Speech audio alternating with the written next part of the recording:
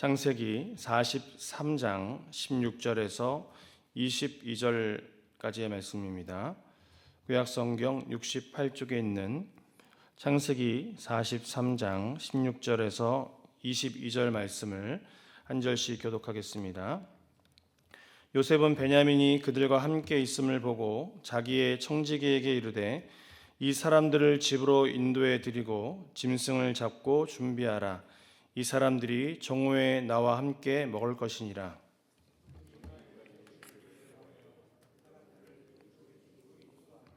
그 사람들이 요셉의 집으로 인도되매 두려워하여 이르되 전번에 우리 자루에 들어있던 돈의 일로 우리가 끌려드는도다. 이는 우리를 억류하고 달려들어 우리를 잡아 노예로 삼고 우리의 나귀를 빼앗으려 함이로다 하고,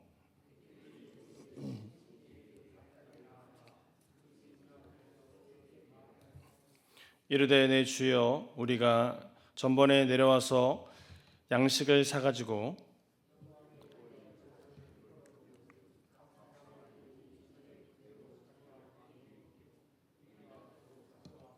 함께 읽겠습니다. 양식 살 다른 돈도 우리가 가지고 내려왔나이다. 우리의 돈을 우리 자루에 넣은 자는 누구인지 우리가 알지 못하나이다. 아멘. 네, 오늘 본문 말씀은 다시 애굽 땅에서 요셉과 형제들이 상봉하는 그 내용들을 보여주고 있는데요. 16절의 형들이 베냐민을 데리고 그의 앞에 서자 요셉은 형제들을 자기의 집으로 보내고 있습니다. 청지기, 즉 집안의 살림을 맡아보는 신뢰할 만한 종에게 일러서 형제들을 위한 짐승을 잡고 준비하라고 명령을 하고 있는데요. 이것은 그들을 특별하게 대접하기 위함이었습니다.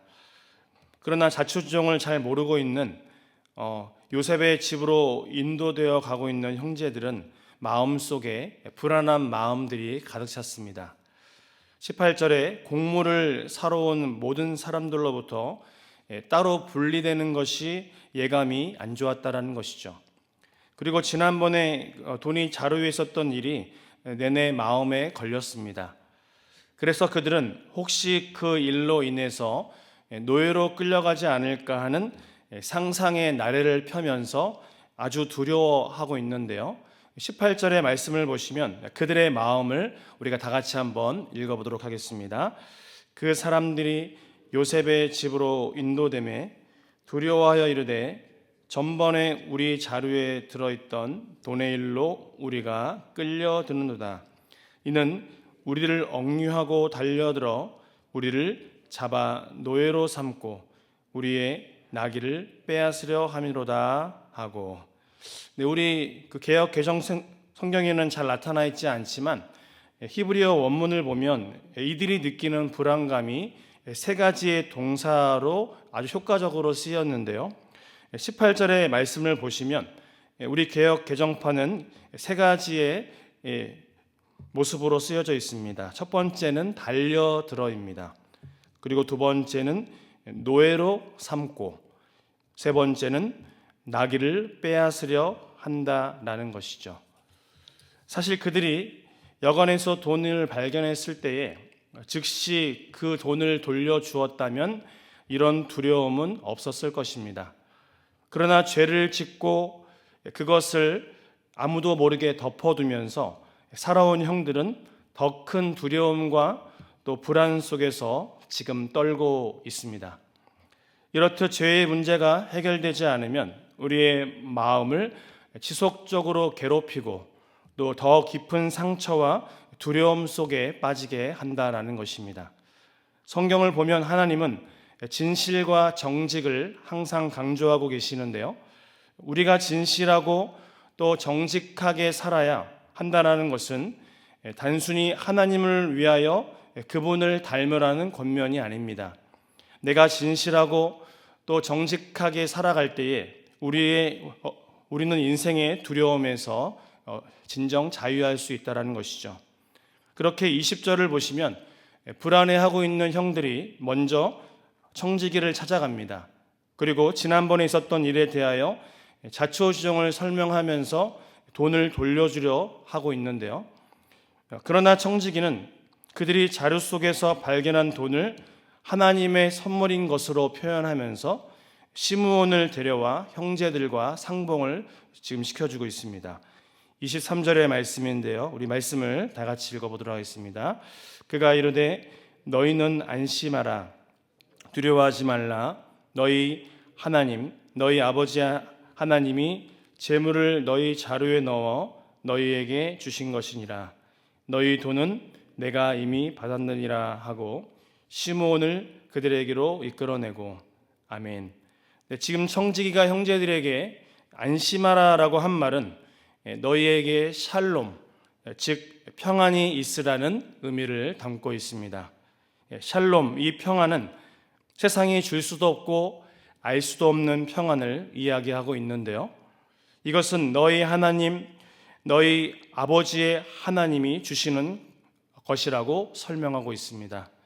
오늘도 샬롬, 하나님의 평강이 저와 여러분과 함께 하시기를 바랍니다. 이 평안이 오늘 이야기에서 매우 중요한 개념으로 지금 쓰이고 있는데요. 오늘 본문 27절의 말씀에서 요셉이 형제들과 아버지 야곱의 안부를 물으면서 두 차례 더 사용되고 있습니다. 즉 요셉은 형제들에게 평안을 주기를 원했습니다. 하지만 지금 그들의 죄로 말미암아 모든 것이 불안했던 형제들에게는 평안이 없었다라는 것이죠.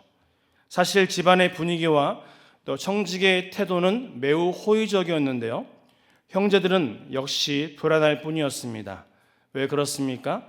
그들이 지은 죄가 그들의 마음을 지금 억누르고 있었기 때문이죠.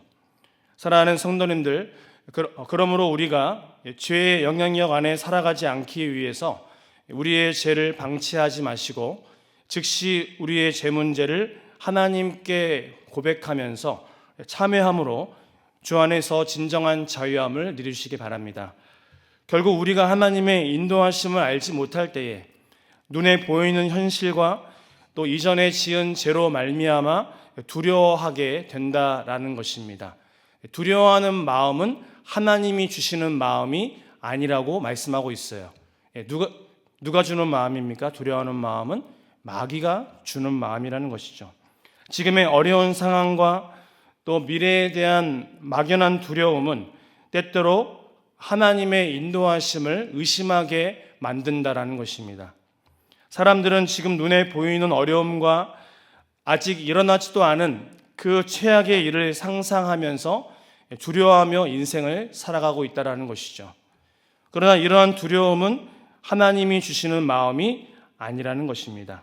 디모데후서 1장 7절을 보면 하나님은 우리에게 두려운 마음이 아니라 오직 능력과 사랑과 절제하는 마음만을 주시기를 원하신다라는 것이죠.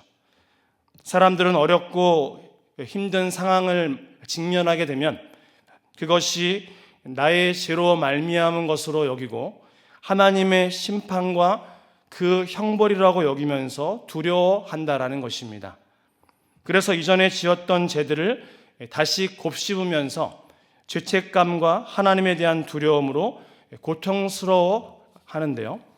그렇다면 우리가 오늘 말씀을 통해서 함께 기억해야 될 것이 무엇입니까? 나의 어려운 현실과 또 이 모든 상황도 하나님의 선하신 계획 안에 있다라는 것입니다. 이것을 믿으십니까? 사방이 막히고 또 적들이 공격해 온다 할지라도 우리를 향하신 하나님의 뜻과 그 계획은 절대로 꺾이거나 실패하지 않는다라는 것이죠. 왜냐하면 하나님께서 때마다 그 일마다 도울 길을 우리에게 내시고 우리의 모든 상황들을 선하게 바꿔 가실 것이기 때문입니다. 그 하나님을 신뢰하는 것이 믿음이라고 오늘 주님께서는 말씀하고 있다는 것입니다. 오늘 요셉의 형들이 요셉을 알아보지 못하고 자신들의 상황 가운데 갇혀서 두려워할 때에도 하나님은 야곱과 또 그의 가족들의 생명을 지키셔서 풍성한 삶으로 인도하고 계시는데요. 그 살아계신 하나님을 지금 만나시기 바랍니다. 바라기는 우리의 삶도 그들처럼 하나님의 세밀한 인도와 또 보호하심 가운데 있음을 믿으시고 모든 상황 속에서도 우리를 향한 변함없는 하나님의 그 인도하심과 또 하나님의 함께하심을 온전히 의지하며 오늘도 내일도 담대하게 믿음의 길을 함께 걸어가시는 저와 귀한 성도님들의 삶이 되시기를 주님의 이름으로 축복합니다. 함께 기도하겠습니다. 하나님, 저희를 먼저 사랑하셔서 하나님을 알게 하시고 하나님의 자녀 삼아 주심에 감사합니다. 살아계신 하나님, 나의 어려운 현실과 이 모든 상황도 하나님의 선하신 계획 안에 있음을 믿습니다. 사방이 막혀 보이고 또 적들이 나를 공격해 올지라도 우리를 향하신 하나님의 뜻과 계획을 잊지 않게 하셔서 오늘도 하나님의 은혜를 고백하며 때마다 일마다 우리의 삶을 도와주시고 우리와 늘 함께 하실 하나님을 기억하며 어떠한 상황 속에서도 실망하지 아니하고 하나님만을 의지하며 나아가는 귀한 인생이 되게 하여 주시옵소서.